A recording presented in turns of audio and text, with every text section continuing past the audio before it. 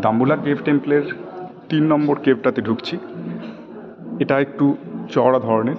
এখানে শায়িত অবস্থায় বুদ্ধের একটা ফটো রয়েছে, আর বিভিন্ন মুদ্রায় বুদ্ধের বিভিন্ন ফটো, মূর্তি এ সমস্তগুলো রয়েছে। যে সমস্তগুলো পেন্টিং এ সমস্তগুলো দেওয়ালে রয়েছে তার সবকটাই সেই সময়কার, এবং সবকটাই ন্যাচারাল ইনগ্রেডিয়েন্টস কালার দিয়ে করা রয়েছে। এগুলো কোনোটাকেই রেস্টোর করা হয়নি।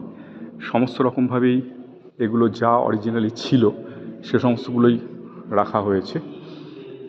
শুধুমাত্র বুদ্ধের গায়ের ওপরকার কিছু কালার কোথাও কোথাও রেস্টোর করা হয়েছে।